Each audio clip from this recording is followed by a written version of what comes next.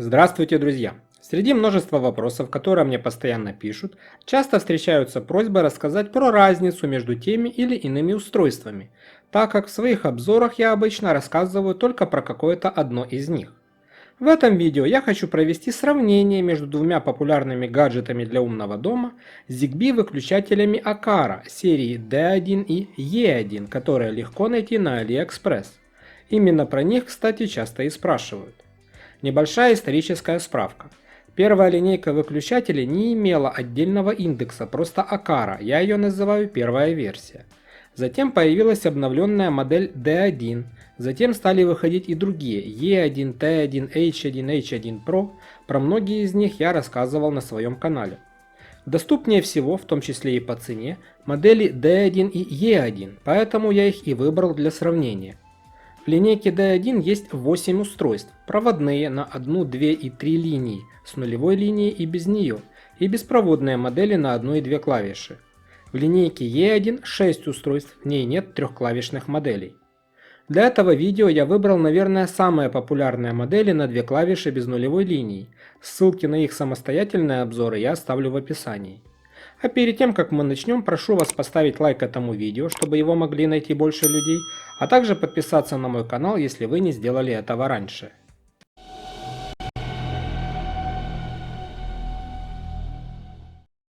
Оба выключателя, попавшие ко мне на сравнение, версии для китайского рынка, собственно они и продаются на AliExpress. Большинство надписей на коробках и иероглифами. Версия E1 имеет обновленно сравнительно с D1 дизайн. Номера модели имеют одинаковый буквенный формат, он, кстати, сквозной для всех линеек для китайского рынка. У D1 цифровой номер 22, у E1 39. Наружный размер одинаков 86 на 86 мм, это стандарт. А вот толщина E1 меньше, это видно и по коробке, чуть более 30 мм против почти 43 мм у D1. Отличаются и версии интерфейса. Более новый E1 обзавелся ZigBee 3.0, в то время как у D1 первая версия. Мощность. Так как эта версия без нуля, есть требования к минимальной нагрузке 3 Вт для обоих версий. Максимум для D1 800 Вт на канал, 1600 Вт суммарно. Для E1 указана максимальная общая мощность до 1100 Вт. Остальные параметры отличаются несущественно. Перейдем к конструкции. Клавиши D1 он справа имеют чуть большую площадь на всю фронтальную поверхность, не считая тонкой рамки. Окошки для светодиодов сделаны на самих клавишах. У E1 клавиши чуть короче, они не доходят до нижней части корпуса выключателя. Светодиоды находятся именно на нем, под клавишами. Различия не только внешние, но и внутренние. Клавиши съемные, так как за ними находится крепежное отверстие, но тут применен разный подход. У E1 съемные клавиши это просто два куска пластика, которые держатся на защелках посередине. Ход клавиш осуществляется за счет нажимного рычага, который упирается в прорезиненную кнопку. Если сравнивать с D1, у E1 он примерно вдвое короче и намного мягче. А вот у D1 клавиши снимаются блоком. Тут нет никакой электроники, например, как у линейки H1, только механика, рамка. Клавиши на защелках и рычаги с пружинами, которые возвращают клавишу в исходное состояние после нажатия. Со стороны основной части тут микропереключатели, на которые нажимают плотные рычажки на клавишах. Это одна из самых чувствительных доработок линейки D1 сравнительно с первой версией, у которой нажиматели постоянно ломались. У этих моделей по 3 винтовых контакта, входящая и 2 исходящие фазы, нулевой линии нет. Если нагрузка меньше рекомендованной, выключатель может вылетать из сети, в таком случае стоит применять балластный конденсатор. Ссылку на подробное видео вы найдете в описании. Ключевым различием тут является сам размер задней части, у D1 он намного больше, что приводит к ограничениям при установке. Кроме этого, задняя часть D1 еще и существенно глубже, поэтому с точки зрения удобства установки он вчистую проигрывает E1. Для сравнения я взял 3 варианта монтажных коробок, те, что ставятся в качестве подрозетника. Слева направо квадратная для внутренней установки в стену, глубина 45 мм, затем квадратная для наружной установки 35 мм и круглая коробка для внутреннего использования 45 мм. При использовании с такой коробкой никаких проблем нет, крепежные отверстия совпадают, под выключателем достаточно места для размещения проводов. Наружную коробку он, на первый взгляд, тоже становится нормально, но на самом деле реально установить его так будет довольно сложно.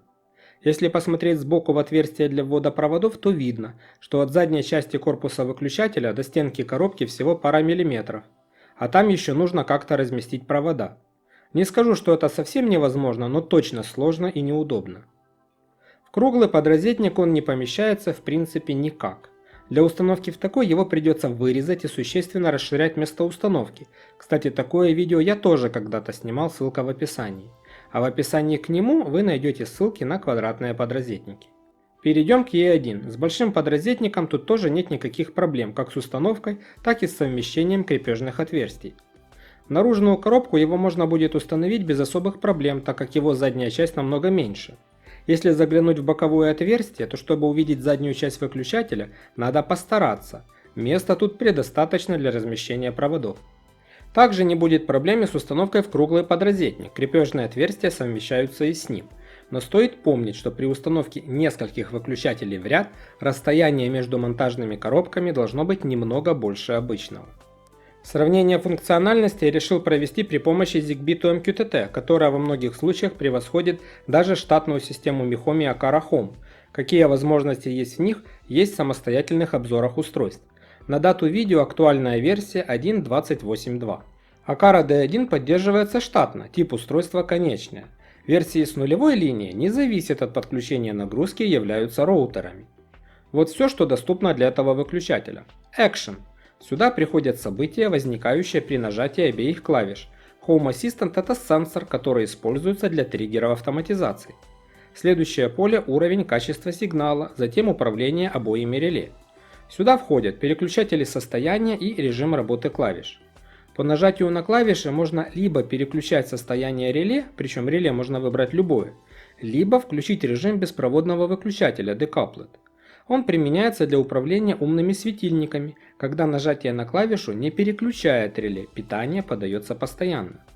Что касается событий, которые возникают при нажатии на клавиши и прилетают в сенсор Action. Я провел живой тест, они видны в журнале событий устройств. Слева направо – одиночное нажатие на правую и левую клавиши. Посередине – такое событие генерируется при двойном нажатии. Хотя и ожидалось, что оно будет называться Double, его все равно можно использовать в качестве триггера и в таком виде. Нажатие на две клавиши определилось только одиночное. Не появилось и событие Hold, хотя с учетом того, что выключатель сбрасывается удержанием клавиши, использовать такое событие весьма рискованно. Aqara E1 также имеет штатную поддержку из коробки и тоже является конечным устройством, так как не имеет нулевой линии. Что касается функциональности, то она явно шире, чем у D1. Тут есть сенсор температуры устройства для отслеживания его перегрева. Есть два режима работы: антифликер, который может в некоторых случаях исправить мерцание ламп, и быстрый. Action – поле, куда приходят логические события при нажатии клавиш. Есть память состояния. При ее активации выключатель при восстановлении питания будет помнить свое состояние перед отключением. Переключатель светодиодов. Когда он выключен, то светодиоды подсвечивают замкнутое реле. Когда включен – разомкнутое. Удобно в зависимости от того, какой светильник вы используете. Дальше идет уровень качества сигнала и управления реле. В отличие от D1, где клавишу можно назначить на любое реле, в E1 клавиша может управлять только своим реле, либо находиться в отвязанном беспроводном режиме. Что касается логических событий, возникающих при нажатии клавиш, у E1 есть одиночные и двойные нажатия, как на каждую клавишу по отдельности, так и на обе клавиши одновременно. Названия событий распознаются корректно. Что касается удержания, его тоже нет, но с учетом риска сбросить выключатель, такое событие я бы и не рекомендовал к использованию. Можно сделать вывод, что на данный момент Aqara E1 более интересен в качестве умного выключателя, чем D1. Из недостатков могу назвать только короткий и, наверное, излишне мягкий ход клавиш, хотя это очень субъективно. Зато он более универсален с точки зрения установки и имеет более широкий функционал. К достоинствам D1, тут я уже буду говорить о линейке в целом, можно отнести наличие трехклавишной версии, которая, кстати, есть не в каждом модельном ряде. Мне встречалась еще Aqara H1 Pro в черном цвете на 3 клавиши. Ссылку на обзор вы также найдете в описании. На этом все. Надеюсь, видео было вам полезно и интересно. Буду благодарен за ваши лайки. Если вы не хотите пропускать новое видео, подписывайтесь на мой канал и включайте уведомления. Дополнительная информация и ссылки доступны в описании под видео. Спасибо за внимание. До новых встреч. Всем мира.